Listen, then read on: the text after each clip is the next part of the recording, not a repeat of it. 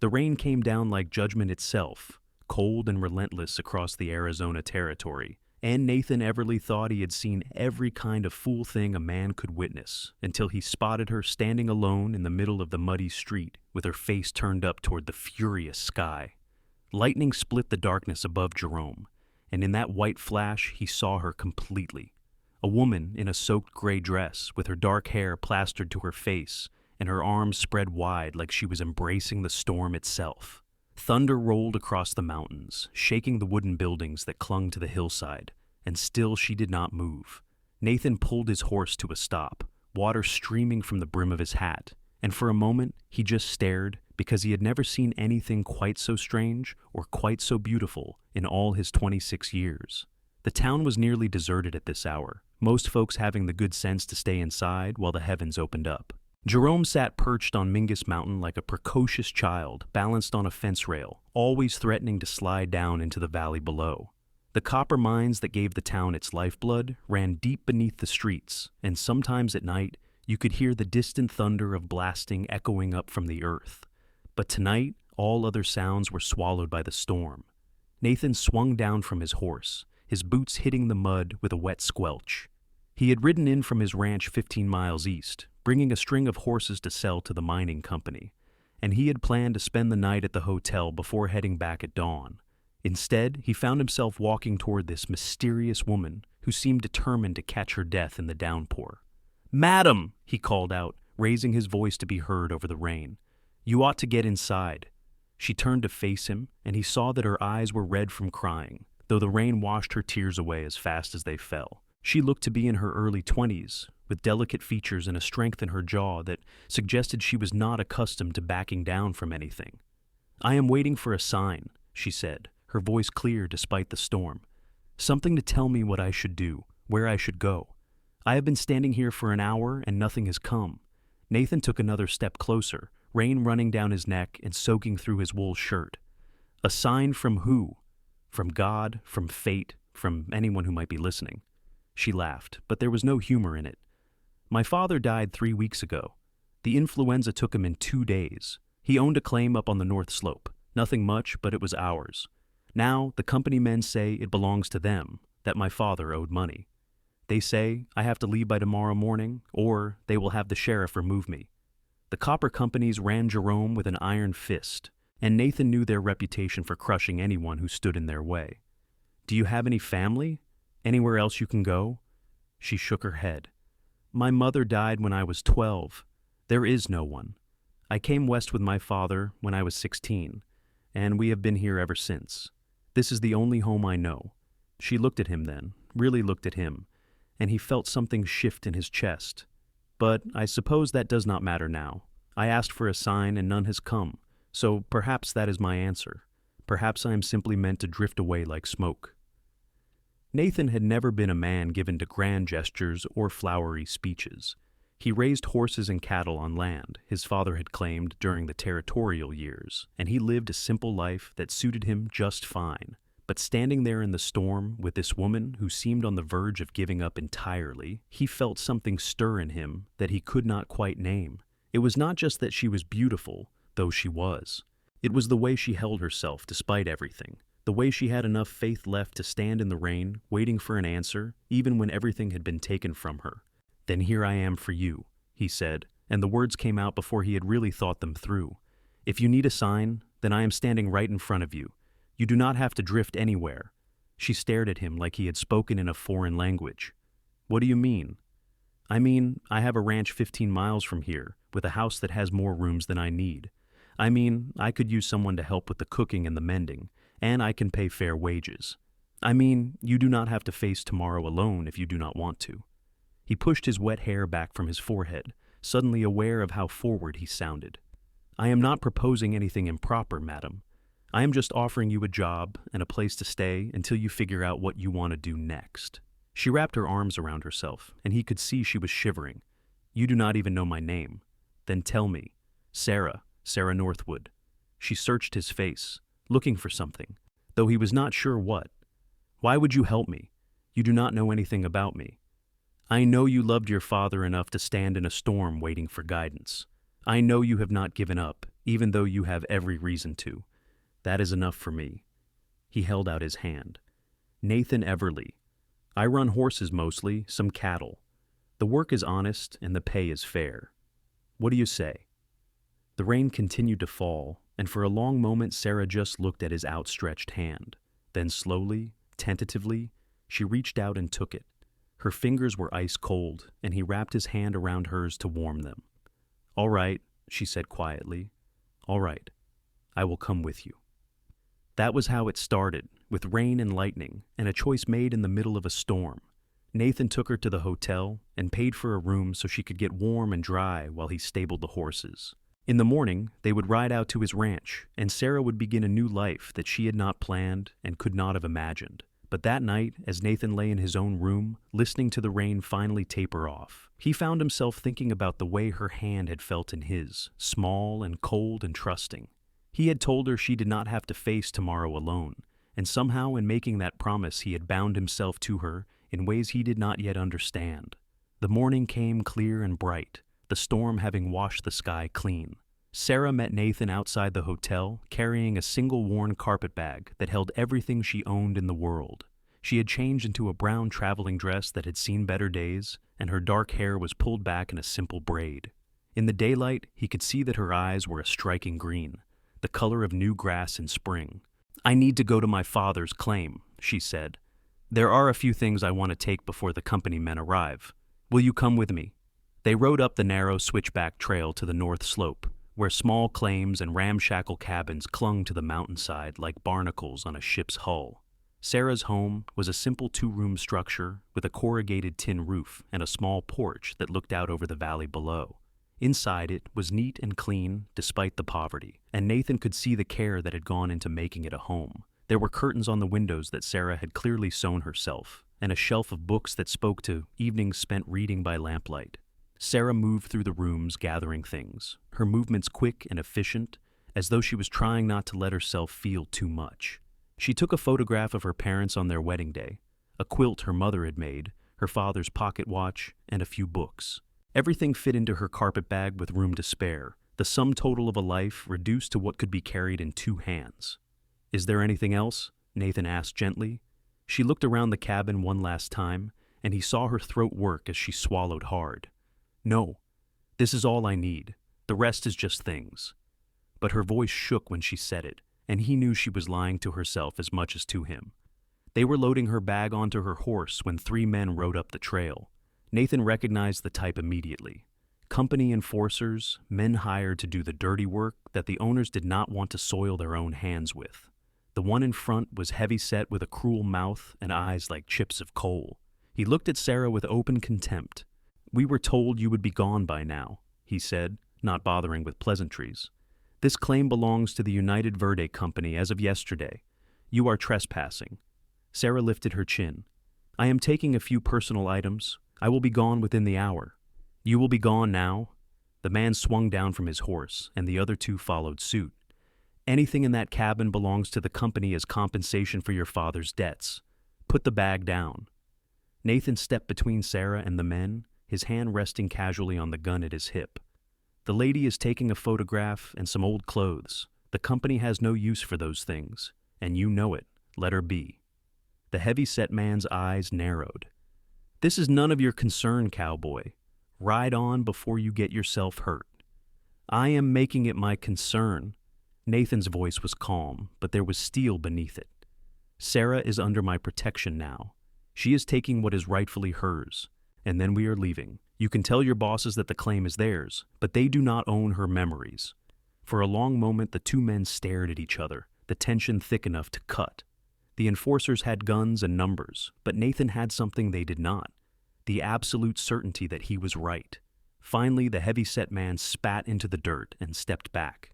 "Take your trash and go," he said, "but if either of you come back here, there will be consequences." Nathan helped Sarah mount her horse, and they rode down the trail without looking back. He could feel her shaking beside him, though whether from anger or relief or grief he could not say. They did not speak until Jerome was behind them, and they were following the stage road east toward his ranch. "Thank you," Sarah said finally. "You did not have to stand up for me like that." "Yes, I did." Nathan glanced at her, This woman he had known for less than a day and had already fought for. I gave you my word that you would not face things alone. I meant it. The ride to the ranch took most of the day, following the road down from the mountains and out into the high desert country that stretched toward the Verde River. The land here was harsh but beautiful in its own way, covered with sagebrush and juniper, and occasional stands of cottonwood near the seasonal creeks. In the distance, the red rocks of Sedona glowed like fire in the afternoon sun. Nathan's ranch sat in a broad valley, with good water from a spring that never ran dry. The house was built of local stone and timber, solid and practical, with a wide porch and a view of the hills. Behind it stood a large barn, several corrals, and a bunkhouse for the hands he hired during roundup season. It was not fancy, but it was well maintained and prosperous in a quiet way. "This is yours?" Sarah asked, and he could hear the surprise in her voice. "Mine and the bank's," Nathan said with a slight smile. "My father started the place 20 years ago. He passed 5 years back, left it to me." He helped her down from her horse, very aware of the way her waist felt beneath his hands. "Come on, I will show you around." The house was clean, but obviously lacking a woman's touch. The furniture was practical rather than beautiful, and there were no curtains or decorations to soften the rooms. Nathan showed Sarah to a bedroom on the ground floor that had a real bed with a feather mattress, a dresser, and a window that looked out toward the mountains. "This was my mother's sewing room before she died," he said. "I moved the bed in here a few years ago for when my sister visits, but she's married now and lives in Prescott, so it mostly sits empty. You can make it your own however you like." Sarah set her carpetbag on the bed and turned to face him. "I want to be clear about something, Nathan. I will earn my keep here. I will not be a charity case." "I never thought you would be." He leaned against the doorframe, studying her. "I meant what I said about needing help. I can cook enough to keep myself alive, but I would not call it pleasant. And I have been sewing my own buttons for 5 years, which should tell you everything you need to know about my skill with a needle. If you are willing to take on those tasks, you will more than earn your wages." She nodded slowly.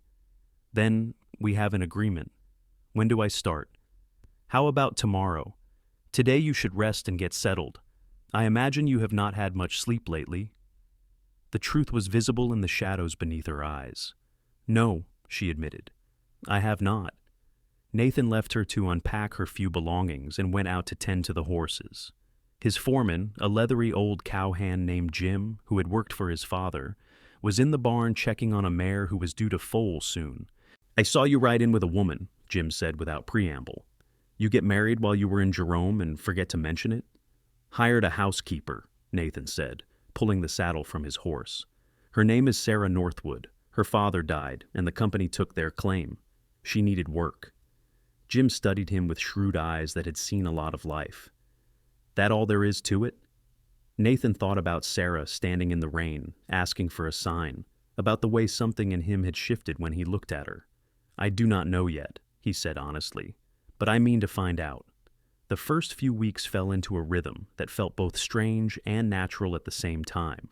Sarah proved to be an excellent cook, turning out meals that were simple but delicious. With the supplies Nathan had on hand, she cleaned the house from top to bottom, washed curtains that had not been washed in years, and even planted a small vegetable garden behind the house. In the evenings, she would mend his shirts and sew buttons with quick, efficient movements, while he worked on his account books at the kitchen table. They talked while they worked, sharing stories of their lives in the careful way of people who were still learning each other. Sarah told him about growing up in Pennsylvania, the daughter of a miner who had always dreamed of striking it rich out west. About her mother, who had loved poetry and music and had taught Sarah to read before she was 5 years old. About the journey west that had been full of hope and adventure, and how her mother had caught a fever their first winter in Arizona and never recovered. "My father was never the same after she died," Sarah said one evening as she repaired a tear in one of Nathan's shirts. "He threw himself into his mining, convinced that if he could just find a good vein of copper, he could make something of himself, prove that the journey west had been worth it. But the money always went back into the claim. We never had much, but we had each other. And now." She let the sentence trail off, her needle still for a moment. "Now you have a future ahead of you," Nathan said quietly. "Whatever shape you want it to take." She looked up at him, and something passed between them in that look. Some recognition that what was growing between them was more than just employer and employee, but neither of them was quite ready to name it yet. Nathan told her about his childhood on the ranch, about learning to ride before he could properly walk, about his father, who had been stern but fair, and had taught him that the land would give you everything you needed if you treated it with respect, about his mother, who had been soft-spoken and kind, who had civilized this rough place with flowers and music and love, about losing them both, his mother to pneumonia and his father to a riding accident, and finding himself at 21 suddenly responsible for everything. "Do you ever get lonely out here?" Sarah asked. "Sometimes," he admitted. "But I have the hands during the busy seasons, and Jim is around most of the time, and I go into town often enough. It is a good life." He paused, then added, "It is better now that you are here." Sarah blushed and bent her head over her sewing, but he saw the small smile that curved her lips. The summer heat settled over the valley in earnest, and the work became more demanding. Nathan spent long days in the saddle, checking on his cattle and horses, riding the fence lines and maintaining the water sources. Sarah would pack him lunches to take with him, and sometimes on the weekends when the work was lighter, she would ride out with him. They would take their horses up into the hills, where the air was cooler, and Sarah would marvel at the views that stretched for miles in every direction. Nathan found himself seeing the land through her eyes, appreciating the beauty he had taken for granted for so long. He showed her the hidden places he had discovered as a boy: a waterfall that flowed only after the summer rains, a meadow filled with wildflowers, a grove of ancient juniper trees twisted into fantastic shapes by the wind. One afternoon in late July, they rode to a place where the rocks formed a natural arch, and they sat in the shade eating the bread and cheese Sarah had packed.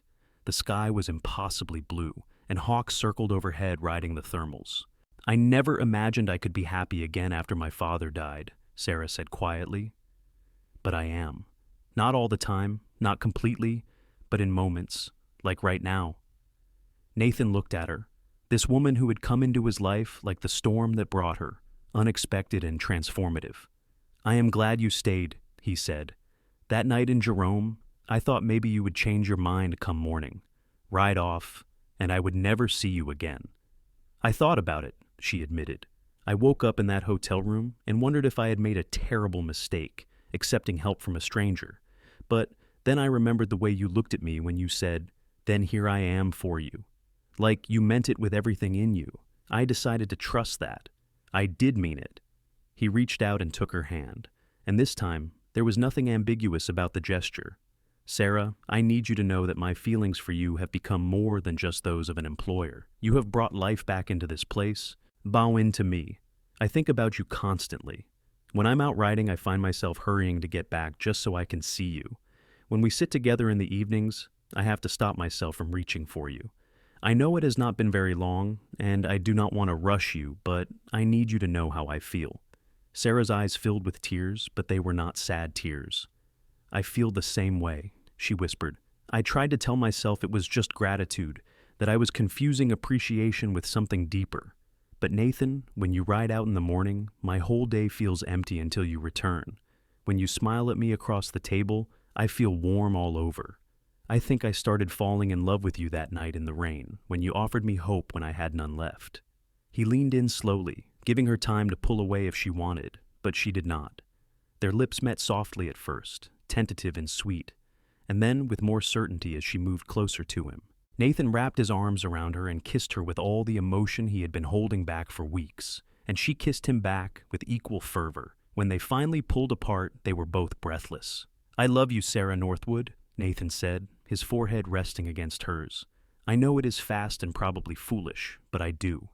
"I love you too," she replied, "and I do not think it is foolish at all. I think sometimes when something is right, you just know." They rode back to the ranch in a state of joy so complete it felt almost unreal. That evening they sat on the porch as the sun set, Nathan's arm around Sarah's shoulders, and talked about the future.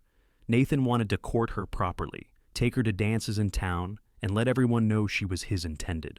Sarah wanted that too, but more than anything she wanted to build a life with him, to make the ranch truly into a home. "Will you marry me?" Nathan asked as the first stars appeared in the darkening sky. "I know I should wait, do this properly with a ring and a formal proposal, but I cannot help myself. Will you be my wife?" "Yes," Sarah said, laughing and crying at the same time. "Yes, 1,000 times, yes." They were married 6 weeks later in a small church in Jerome, with Jim standing up as Nathan's best man and the wife of one of the neighboring ranchers serving as Sarah's matron of honor. Sarah wore a simple white dress that she had sewn herself, and Nathan wore his best suit that had belonged to his father. When the preacher pronounced them man and wife, Nathan kissed her with such joy that the small congregation burst into applause. The reception was held at the ranch, with tables set up in the yard and food enough to feed the hands and neighbors who had come to celebrate. There was music and dancing, and Nathan waltzed Sarah around the makeshift dance floor while everyone cheered. As the evening wore on and the guests finally began to depart, Nathan swept Sarah up into his arms and carried her across the threshold of the house that was now truly theirs. Their wedding night was tender and passionate, a discovery of each other that left them both trembling and amazed. Nathan had been with women before, but never like this, never with someone he loved with his whole heart, and Sarah, who had been innocent, found that she trusted Nathan completely, that giving herself to him felt like the most natural thing in the world. Afterward, they lay tangled together in his bed, now their bed, and talked until the sky began to lighten with dawn. They spoke of their dreams for the ranch, for the family they hoped to have, for growing old together in this place they both loved. Sarah traced patterns on Nathan's chest with her fingertips, marveling at how her life had changed so completely in just a few short months. "Do you ever think about that night in the storm?" she asked. "About how easily things could have gone differently?" "All the time," Nathan admitted. "If I had arrived in Jerome an hour earlier or later, if I had taken a different route, if I had just ridden past instead of stopping. But I did not. I found you exactly when you needed to be found." "I used to think I was unlucky," Sarah said softly. "My mother dying so young, my father never finding what he was looking for, losing everything I had. But now I think maybe I was being led here all along, to you, to this. Maybe everything that happened before was just the path I had to walk to end up where I belong." Nathan kissed her forehead, her cheeks, her lips. "You belong with me," he said, "always and forever." The first years of their marriage were full of work and joy in equal measure. Sarah proved to be an invaluable partner in running the ranch, keeping the books with a precision that Nathan had never managed on his own and helping make decisions about which stock to keep and which to sell. She had a good eye for horses and could spot a lame animal from across a pasture. Nathan came to rely on her judgment as much as his own. They expanded the ranch slowly but steadily, buying adjoining parcels of land when they came available and increasing their herd. Jim became not just foreman, but a trusted friend, a father figure to them both. On Sunday evenings, he would join them for supper, and they would sit on the porch telling stories and watching the sun go down over the hills. Sarah transformed the house into a real home, hanging curtains she had sewn and placing rugs she had ordered from a catalog. She filled the rooms with flowers from her garden and the smell of baking bread. Nathan would sometimes stop in the middle of a task just to go find her, to wrap his arms around her waist while she worked at the stove and breathe in the scent of her hair. "What are you doing?" she would ask, laughing. "Just reminding myself that you are real," he would reply. "That this is real." In the spring of their second year together, Sarah realized she was with child. She told Nathan one morning at breakfast, her hands shaking with excitement and nerves. Nathan let out a whoop of joy that probably could be heard all the way to Jerome, and picked her up and spun her around until she was dizzy and laughing and begging him to put her down. "We are going to have a baby," he kept saying, like he could not quite believe it. "A baby, Sarah." "I know," she said, her hand moving to her still flat belly. "Are you happy?" "Happy? I am the luckiest man who ever lived." He knelt down in front of her and pressed his face to her stomach, and she ran her fingers through his hair and felt such a rush of love for him that it took her breath away. The pregnancy was not easy. Sarah suffered from terrible sickness in the early months, and Nathan would hold her hair back while she retched and bring her cool cloths for her forehead. He insisted she rest more, take on fewer tasks, and when she protested that she was pregnant not dying, he would just kiss her and tell her to humor him. As her belly swelled through the summer and fall, Nathan became impossibly protective, hovering over her and worrying about every twinge and pain. "You need to relax," Sarah told him one evening, as he fussed over the pillows behind her back. "Women have been having babies since the beginning of time. I am going to be fine." "I know," Nathan said, but his face betrayed his fear. "I just cannot bear the thought of anything happening to you. You are my whole world, Sarah." She took his face in her hands and made him look at her. "And you are mine. We are going to get through this together, and then we are going to have a beautiful, healthy baby. Trust me." The baby came on a cold January night with snow falling softly outside the windows. Nathan rode through the storm to fetch the midwife from the neighboring ranch, a capable woman named Mrs. Garrett who had delivered half the babies in the territory. Sarah's labor was long and hard, and there were moments when Nathan, pacing in the kitchen while the midwife worked, thought he might go mad with worry.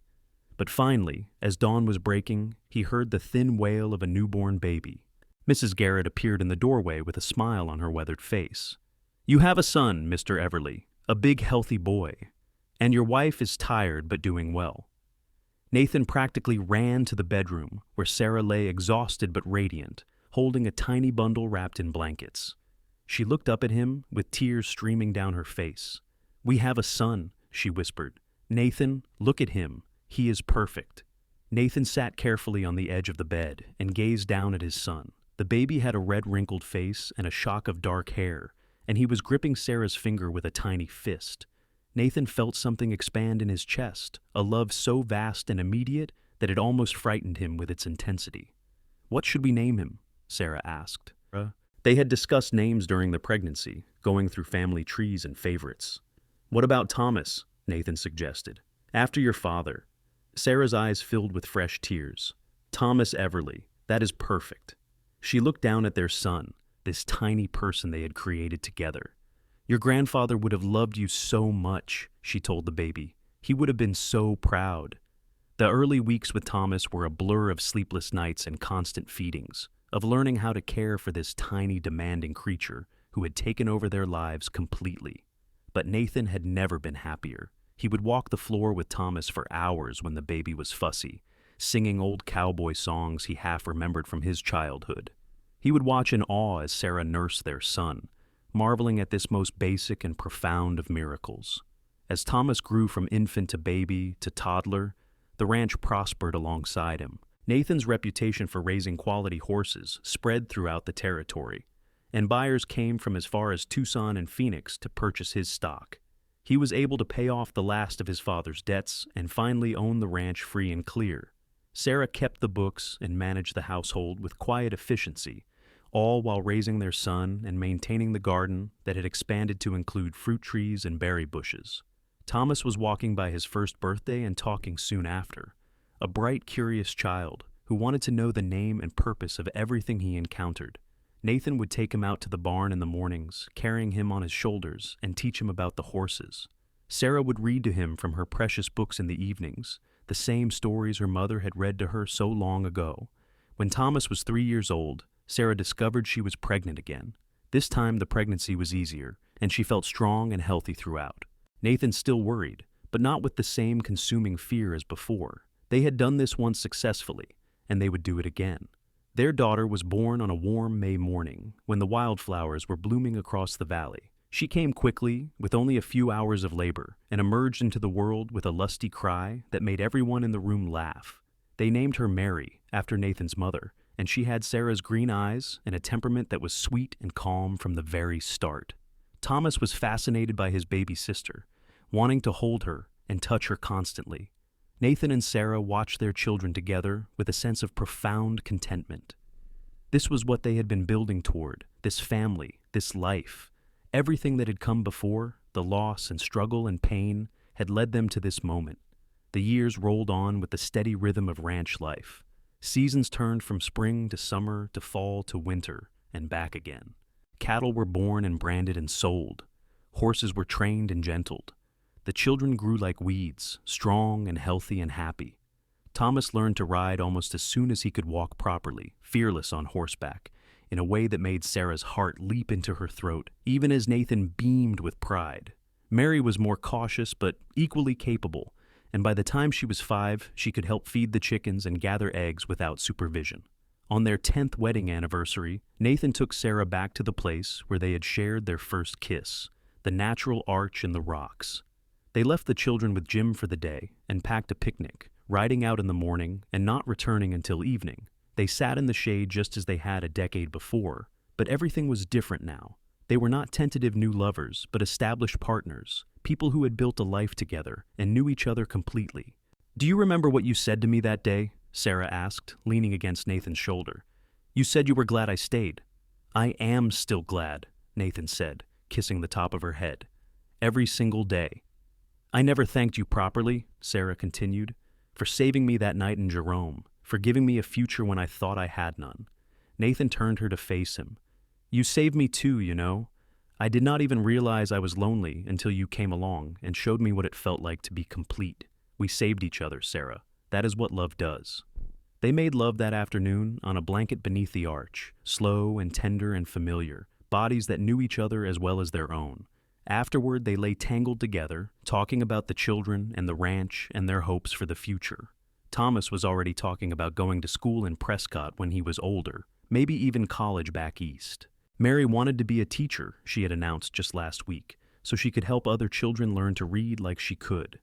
"They are going to leave us someday," Sarah said, a touch of sadness in her voice. "Grow up and make their own lives." "Not for a long time yet," Nathan said. "And when they do, we will still have each other, just like we started." 2 years later, Sarah became pregnant once more, a surprise as she was nearing 40, and they had thought their family was complete. This pregnancy was harder than the previous two, and the birth was difficult enough that the doctor came all the way from Prescott to attend. But when their second son was born, red-faced and squalling, Sarah looked at Nathan with exhausted triumph. They named him James, after Nathan's father, and he completed their family in a way none of them had anticipated. Thomas and Mary doted on their baby brother, and Jim declared that having a namesake, even if it was not quite the same name, was the greatest honor of his life. The territory changed around them as the years passed. Arizona became a state in 1912, and there were celebrations in Jerome and Prescott and Phoenix. The railroad expanded, bringing more people west. Towns grew and modernized. Automobiles started appearing on the roads, though Nathan swore he would never give up his horses for one of those noisy contraptions.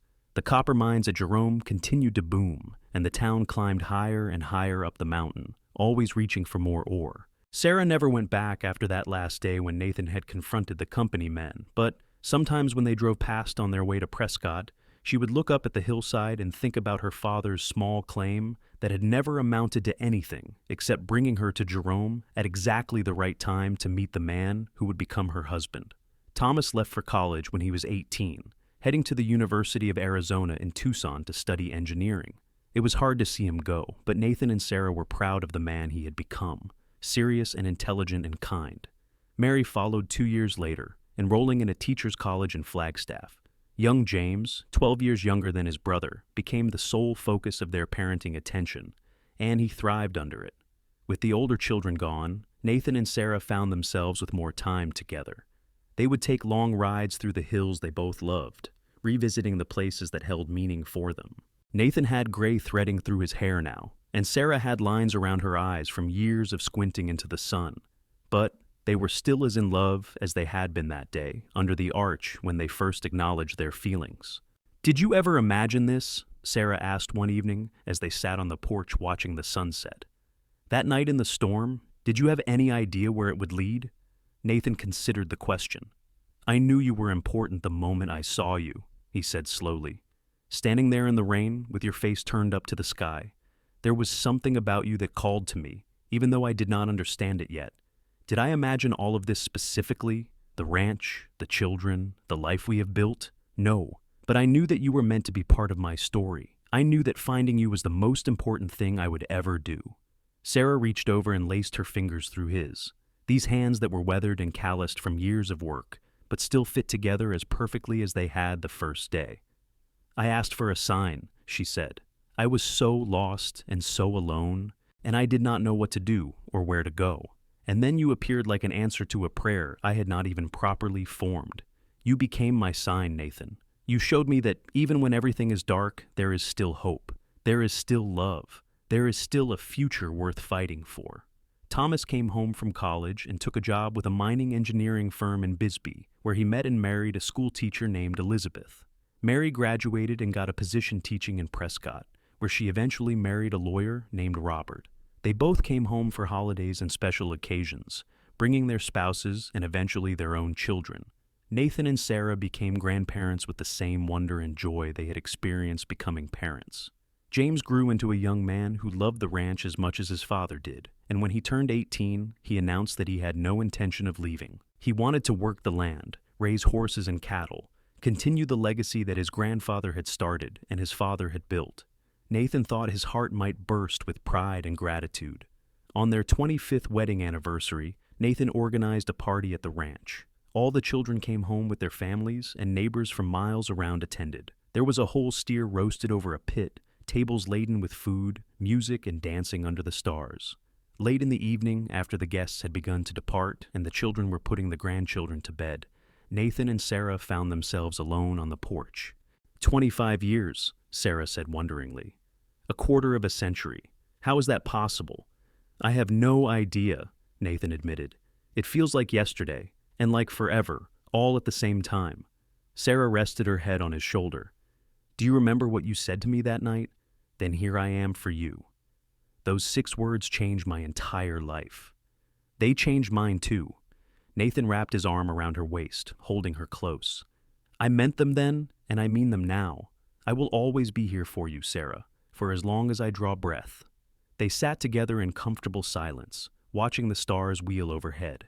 Somewhere in the barn, a horse nickered softly.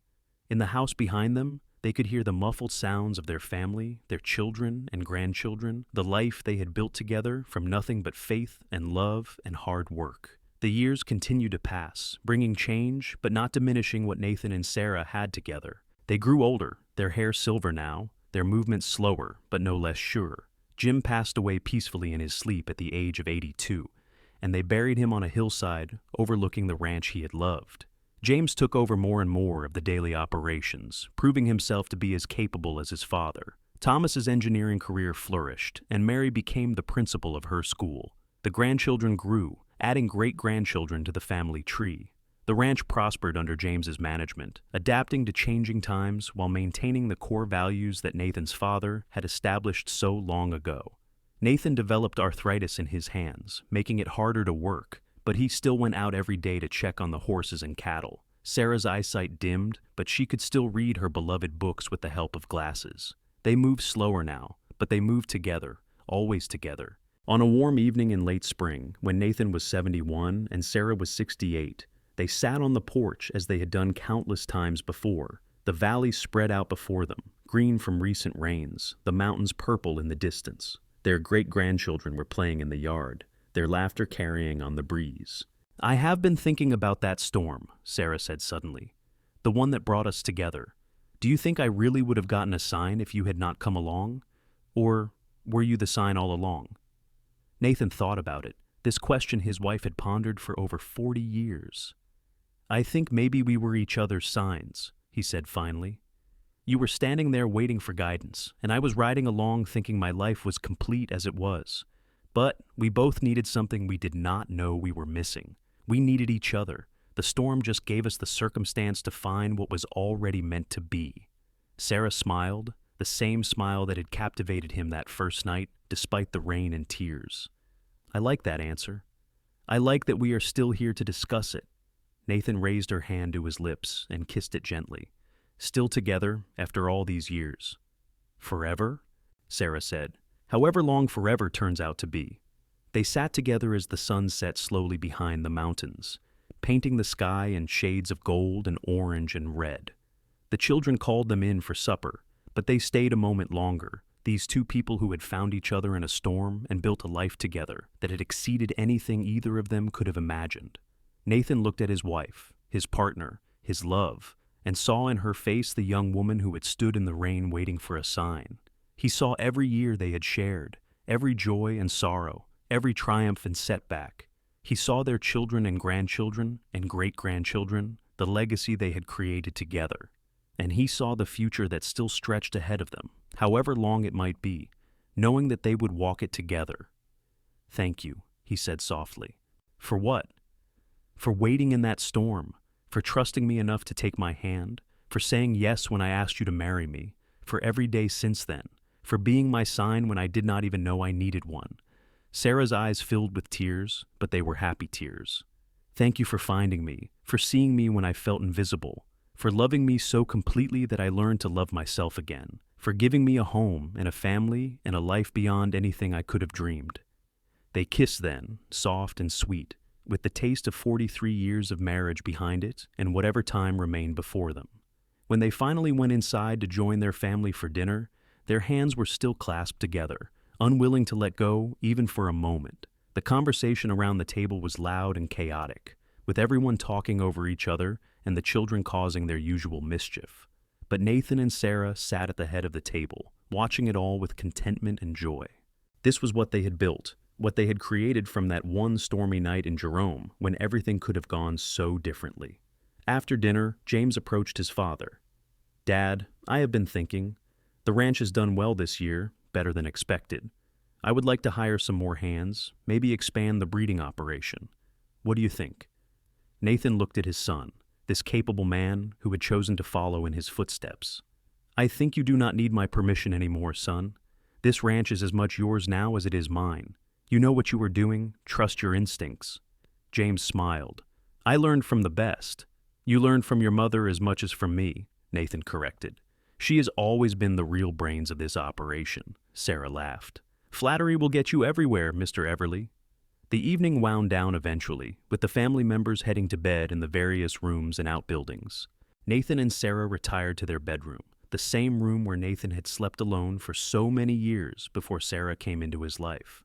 They got ready for bed with the ease of long habit, and when they finally lay down together, Nathan pulled Sarah close against him, her back to his chest, his arm around her waist. "I love you," he murmured into her hair, "more than words can say." "I love you too," Sarah replied, placing her hand over his, "more than all the stars in the sky." They drifted off to sleep like that, wrapped around each other, and if their dreams took them back to that stormy night in Jerome when everything began, neither of them minded at all. The following morning dawned clear and beautiful, the kind of day that made you grateful to be alive. Nathan woke before Sarah as he usually did, and lay for a moment just watching her sleep.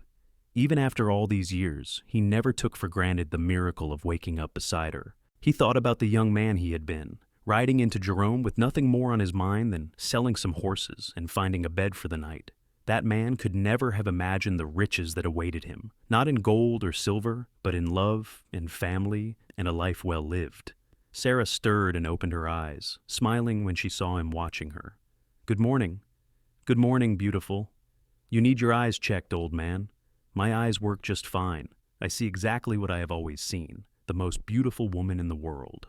They rose and dressed and went out to face another day. Another morning of coffee on the porch and watching the sun come up over the hills. James was already in the barn, seeing to the horses, and they could hear the sounds of their grandchildren beginning to stir in the house. "Do you ever miss it?" Nathan asked suddenly. "The life you might have had if things had been different? If your father had not died? If the company had not taken your claim?" Sarah considered the question seriously. "Sometimes I wonder about it," she admitted. "What would have happened if I had been able to keep that little cabin, if I had tried to make it on my own in Jerome? But I do not miss it, Nathan. How could I miss something I never really had? That life was always going to end badly. I was young and alone and had no real prospects. At best, I would have ended up married to some miner who wanted a cook and a warm body, with no love and no future. At worst, well, I do not like to think about the worst." She turned to face him fully. "But this life, the one I have with you, this is the life I was always meant to have. Every hardship I endured before was just preparation for appreciating what I found with you. I would not change a single thing, because every single thing led me to that street in Jerome, standing in the rain, waiting for a sign that turned out to be you." Nathan pulled her close and kissed her forehead. "I wish I could go back and tell that young man riding into Jerome what was waiting for him, that he was about to meet the person who would make his life complete. But then again, maybe the surprise was part of the magic. Maybe we needed to find each other without knowing what we were looking for." "I think you are right," Sarah agreed. "If someone had told me that night that I would find love and happiness, I would not have believed them. The pain was too fresh, but you showed up and proved that miracles can happen, even in the middle of a storm." They stood together on the porch, looking out at the valley they had called home for so long. The ranch spread out before them, prosperous and well-maintained, a testament to decades of hard work and careful stewardship. Beyond it, the hills rolled away toward the mountains, beautiful and eternal. This was their place, their legacy, and when they were gone, it would continue with James and his children and their children after that. "No regrets?" Nathan asked. "Not a single one," Sarah replied. "You? Only that I did not find you sooner, that we did not have even more time together. We have had 43 years, Nathan. That is more than most people ever get, and we have made the most of every single day." It was true. They had built something real and lasting, something that would endure long after they were gone. Their children were happy and successful, their grandchildren were growing up strong and loved, and the ranch would continue for generations. What more could anyone ask for? As spring turned to summer and summer to fall, Nathan and Sarah continued their quiet life on the ranch. They took walks every morning when the weather allowed, visited with neighbors, attended church on Sundays, and doted on their great-grandchildren. Nathan's health began to decline slightly. Nothing serious, but just the general wearing out that came with age. Sarah fussed over him, making sure he took his medicine and did not overexert himself, and he bore her attentions with good humor and gratitude. On a cool October evening, with the aspens turning gold in the high country and the first hint of winter in the air, the whole family gathered again for Thomas's 50th birthday. It was a smaller affair than their anniversary party had been, just immediate family, but the house was still full of noise and love and laughter. Nathan watched his eldest son blow out the candles on his cake, surrounded by his wife and children and grandchildren, and felt a profound sense of accomplishment. This was what it was all about, he thought. Not the money or the land or any material thing, but this: family, love, connection across generations. Thomas existed because he had stopped to help a woman in a storm 43 years ago. Mary and James existed because of that same decision. And all the grandchildren and great-grandchildren, every single one of them traced their existence back to that one moment of choosing kindness over convenience. "What are you thinking about?" Sarah asked, settling into the chair beside him. "About how one small choice can change everything," Nathan said. "About how, if I had ridden past you that night, none of this would exist. All these people, all these lives, all this love. It all came from one moment of deciding to help someone who needed help." "It came from you being the kind of man who would help," Sarah corrected gently. "Any other person might have ridden past, but you did not. That was not chance, Nathan. That was character." "Maybe," Nathan acknowledged, "but I got far more out of that decision than you did. I got you, and this life, and everything that matters. You gave me purpose and meaning and joy. What did I give you in return?" "Everything," Sarah said simply. "You gave me everything. A home, a family, love, security, happiness. You gave me a reason to keep living when I wanted to give up. You gave me yourself, which has been the greatest gift of all. We gave each other everything, Nathan. That is what marriage is."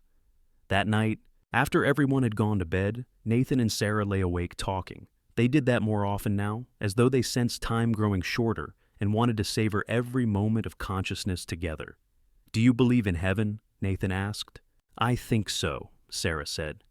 "I would like to think there is something after this, that we get to see our parents again and everyone we have lost. But even if there is not, even if this is all we get, I will still be grateful. Because I got to spend my life with you, and that has been heaven enough." Nathan kissed her, slow and deep, tasting the years and the love and the life they had shared. "If there is a heaven," he said, "I hope we get to spend it together too. I do not want eternity without you." "Then we will make sure we end up in the same place," Sarah said with a smile. "I refuse to let something as minor as death separate us." They laughed together in the darkness, and then they slept, wrapped in each other's arms as they had been for 43 years. The winter was mild that year, with little snow and temperatures that rarely dropped below freezing.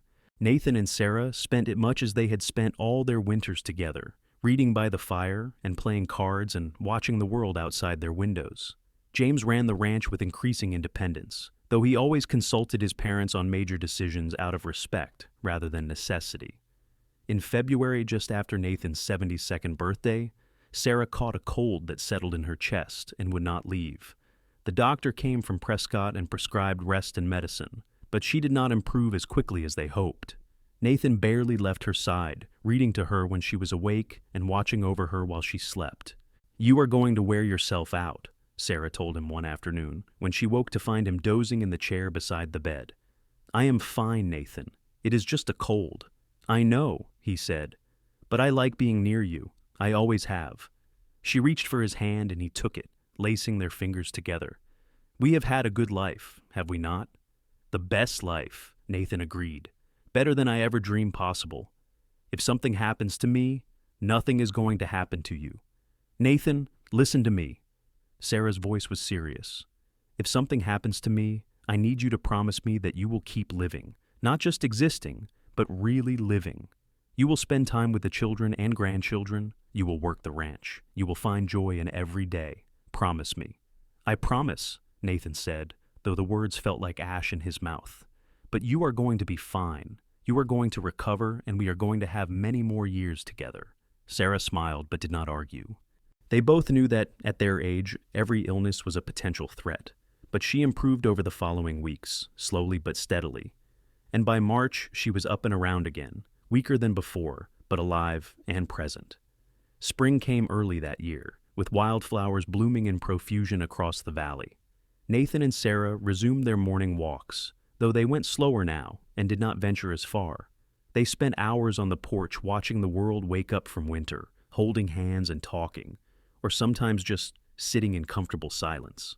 "I have been thinking about that storm again," Sarah said one morning, "about what my life would have been if you had not found me.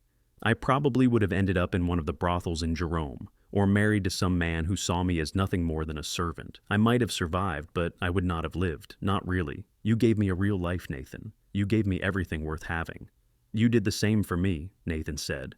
"I thought I was content before you, but I was just going through the motions. You taught me what it meant to really feel, to really love, to really live. We saved each other, Sarah. We gave each other permission to be fully human." They sat together as the sun climbed higher in the sky, two old people who had loved each other for more than 4 decades and would continue loving each other until the very end. Their bodies were worn and their faces were lined, but their hearts were as young and full as they had been that first day under the arch when they had admitted their feelings. The summer passed peacefully, with family visits and quiet days and the steady rhythm of ranch life. Nathan's arthritis worsened, making it difficult to do much physical work, but he still went out every day to check on things and offer his opinion. Sarah's health remained fragile, and she tired easily, but her mind was as sharp as ever, and she still managed the household accounts with precision.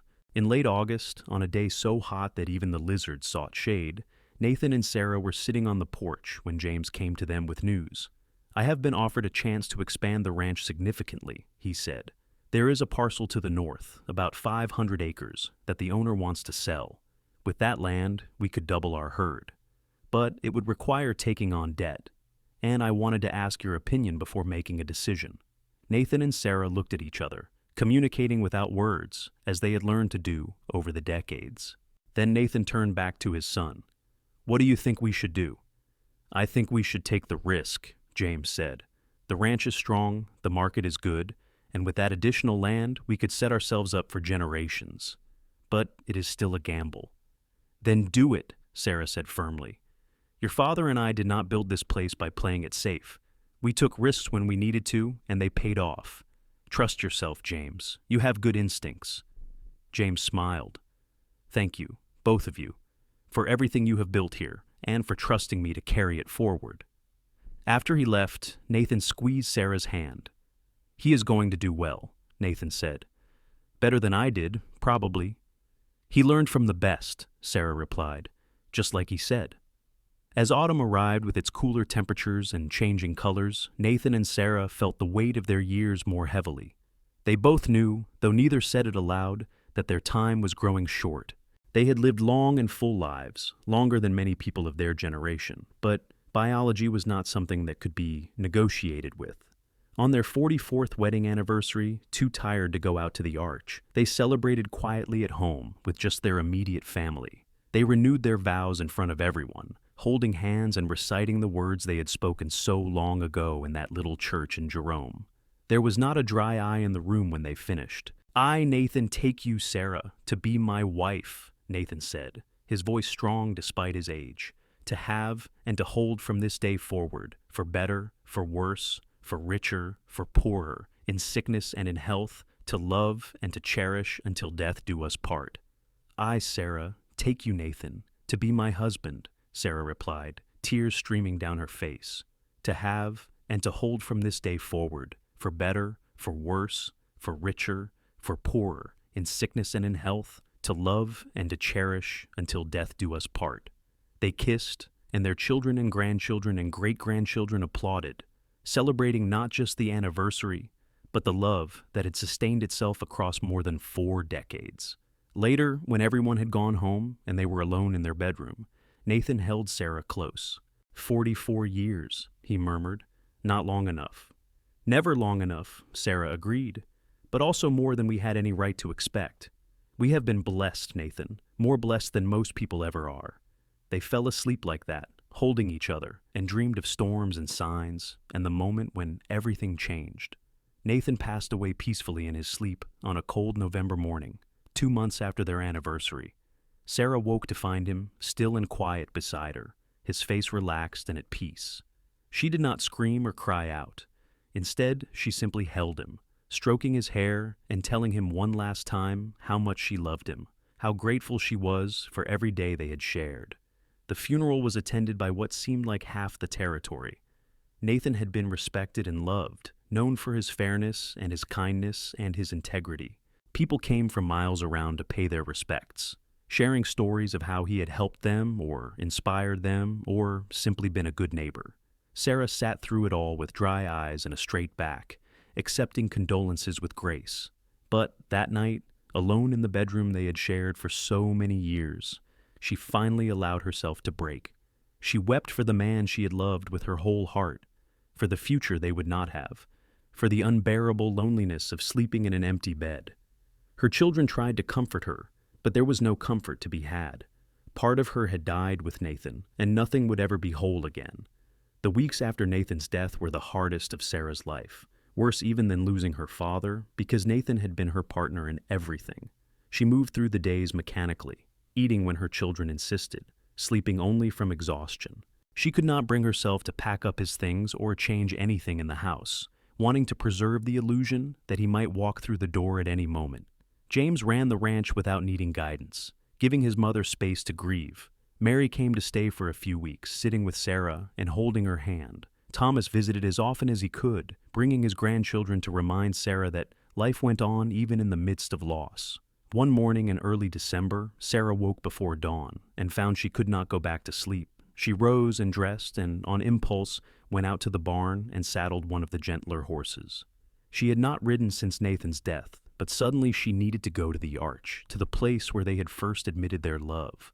The ride took longer than it once had, both because she was out of practice and because she was 71 years old. But she made it, arriving just as the sun was coming up. She sat on the rock where she and Nathan had sat so many times, and she let herself remember. She remembered that first kiss, tentative and sweet. She remembered the day he proposed, spontaneous and perfect. She remembered their wedding night, the birth of their children, the building of their life together piece by piece. She remembered quiet mornings and loud dinners and everything in between. She remembered 44 years of love, and she was grateful even through the pain. "You kept your promise," she said aloud, as if Nathan could hear her. "You were there for me every single day. You loved me completely, protected me, cherished me, made me feel valuable and seen and important. You gave me the life I needed when I did not even know what that life might look like." The wind whispered through the arch, and for a moment Sarah could almost feel Nathan beside her, his arm around her shoulders. "I miss you so much," she continued. "Every day, every hour, every minute.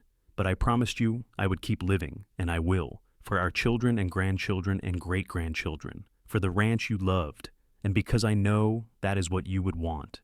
She sat there until the sun was fully up, and then she rode back to the ranch feeling not happy, but at least at peace. She began to re-engage with life, slowly but steadily. She spent time with her grandchildren, teaching them to bake and telling them stories about their grandfather. She worked with James on the ranch accounts, sharing her knowledge so it would not be lost. She visited neighbors and attended church and tried to find purpose in each day. Sarah lived for 3 more years after Nathan's death, Years that were quieter and lonelier than any she had known, but also filled with love from her family. She got to see James's expansion of the ranch succeed, got to meet 2 more great-grandchildren, got to watch her family continue to grow and thrive. On a spring morning that was warm and beautiful, with wildflowers blooming and birds singing, Sarah sat on the porch in her favorite chair and closed her eyes. She thought about Nathan, about that stormy night in Jerome when he had found her and changed her life forever. She thought about the decades they had shared, every joy and sorrow, every triumph and challenge. She thought about their children and grandchildren and the legacy they had built together. "I am coming, my love," she whispered. "Wait for me." And then, peacefully and without pain, she let go. They buried Sarah next to Nathan on a hillside overlooking the ranch, beneath a cottonwood tree that provided shade in summer and a canopy of gold in fall. The whole family gathered, along with neighbors and friends from throughout the territory. Everyone who spoke at the funeral mentioned the love between Nathan and Sarah, how it had been evident to everyone who knew them, how it had been the foundation upon which everything else was built. James stood at the graveside after everyone else had left, looking down at the 2 headstones side by side. Nathan Everly, 1852, 1924. Beloved husband, father, and grandfather. Sarah Northwood, Everly, 1856, 1927. Beloved wife, mother, and grandmother. Simple words that could not possibly capture everything they had been, everything they had meant. "Thank you," James said softly to his parents, "for loving each other so completely that we all learned what love should look like, for building something lasting that we can carry forward, for every sacrifice you made so we could have better lives. Thank you." The ranch continued to prosper under James's management, expanding and adapting over the decades. He told his children the story of how their grandparents met, about the storm and the sign, and the cowboy who stopped to help a woman in need. The story was passed down through generations, becoming family legend, a reminder that kindness and love can change everything. And sometimes, on stormy nights when the rain came down hard and the lightning split the sky, people said they could see 2 figures standing together on the hillside by the cottonwood tree, holding hands and looking out over the valley they had loved.